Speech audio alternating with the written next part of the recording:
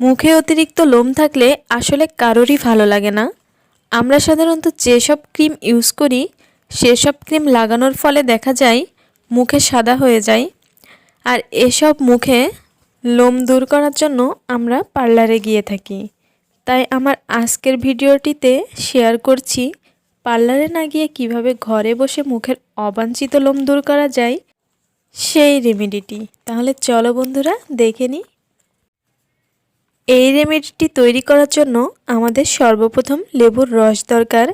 তাই আমি একটি লেবু নিয়েছি। আমি এখন এখান থেকে সামান্য পরিমাণ লেবু কেটে নিচ্ছি। আর যাদের ত্বকে লেবুর রস শ্যুট করে না তারা কিন্তু এইখানে লেবুর রসের পরিবর্তে গোলাপ জলও ব্যবহার করতে পারবেন। এরপরে আমাদের নিতে হবে মধু। আমি এখানে সামান্য পরিমাণের মধু নিয়ে নিচ্ছি।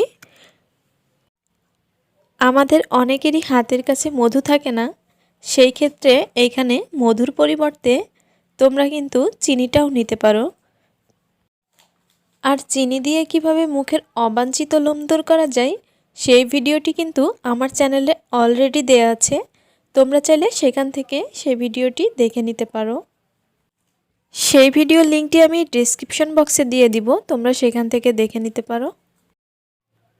এখন আমি লেবুটা চিপে রসগুলো বের করে নিচ্ছি।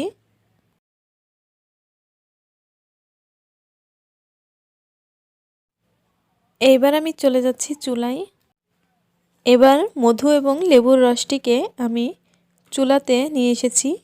এখন এই চামচের সাহায্যেই আমি চুলাতে 1 থেকে 2 মিনিটের মতো গরম করে নিব। কয়েক সেকেন্ড হওয়ার পরেই কিন্তু এটা বাবল উঠতে শুরু করে দিবে। তখন একটি চামচ দিয়ে হালকাভাবে একটু নাড়তে হবে। দেখো এটা এখনও কিন্তু অনেকটা পাতলা আছে।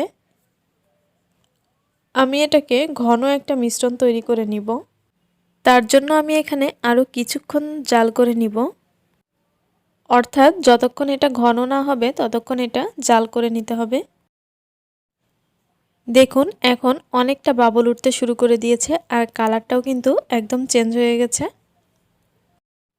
তো এই পর্যায়ে আমি এটাকে নামিয়ে নিচ্ছি চুলা থেকে, কারণ ঠান্ডা হওয়ার পরে কিন্তু এটা আরও ঘন হয়ে যাবে। তো এই যে চুলা থেকে নামানোর পরে অনেকটা ঘন হয়ে গেছে আর আমি কিছুক্ষণ রেখে দিব এটা ঠান্ডা হওয়ার জন্য। এই যে 5-7 মিনিট পরে এটা কিন্তু অনেকটা ঘন হয়ে এসেছে আর খুব বেশি গরমও কিন্তু নেই। আর একটা কথা মাথায় রাখবে, এটা কিন্তু পুরোপুরি ঠান্ডা হওয়া যাবে না। এক কথায় কুসুম গরম থাকতে এটা ব্যবহার করতে হবে। আর এই যে এই মিশ্রণটা পারফেক্টভাবে হয়েছে কিনা সেটা বোঝার জন্য এইভাবে দেখবেন একটি তার মতো হয়ে আসছে কিনা, তাহলে বুঝে নেবেন এটা একদম রেডি। এখন আমি আমার হাতে এটা অ্যাপ্লাই করে দেখিয়ে দিচ্ছি। আর এটা অ্যাপ্লাই করার আগে অবশ্যই কিন্তু দেখে নেবেন ভালোভাবে এটা ঠান্ডা হয়েছে কিনা। গরম অবস্থাতে কিন্তু কখনোই অ্যাপ্লাই করতে যাবেন না। এটা একটু ঠান্ডা হয়ে যাবার পরে অ্যাপ্লাই করে নেবেন।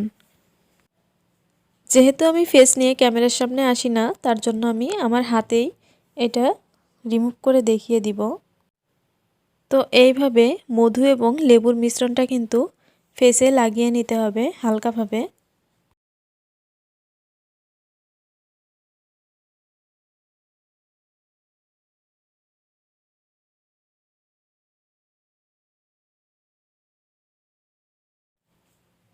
তো এই তো আমি আমার হাতে এই মিশ্রণটি লাগিয়ে নিয়েছি।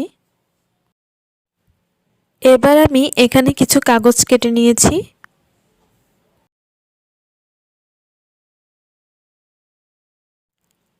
এখন এই কাগজ এর উপরে নিয়ে খুব ভালোভাবে রাব করে নিব।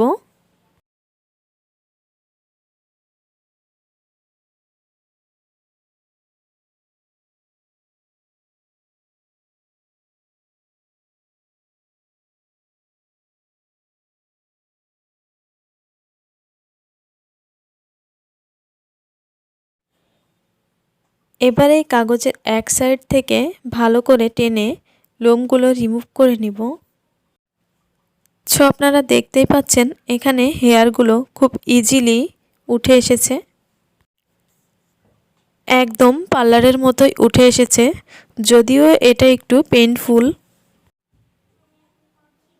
তো এইভাবে আমি আরও 2-1 বার কাগজ দিয়ে লোমগুলো তুলে নিব। যেহেতু আমাদের মুখের লোমগুলো অনেক ছোট হয়ে থাকে হাতের তুলনায়, সেক্ষেত্রে কিন্তু লোমগুলো আরও খুব সহজেই উঠে আসবে, আর খুব একটা ব্যথাও পেতে হবে না। তো এই তো আমি মিশ্রণটি আরও একবার আমার হাতে লাগিয়ে নিয়েছি। সেম প্রসেসে আমি আবারও লোমগুলো তুলে নিব।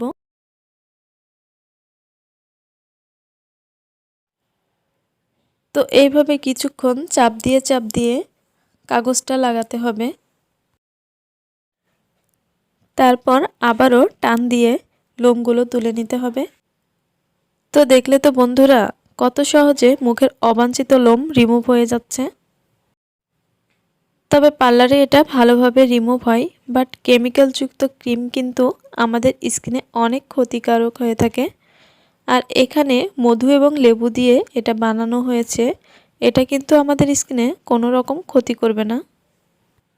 তো আশা করি আজকের ভিডিওটি ভালো লেগেছে। যদি ভালো লাগে তাহলে প্লিজ একটি লাইক দিয়ে দিবেন। আর আমার চ্যানেলে যারা নতুন এসেছেন তারা প্লিজ আমার চ্যানেলটি সাবস্ক্রাইব করে পাশে থাকা বেল আইকনটি প্রেস করে দিবেন।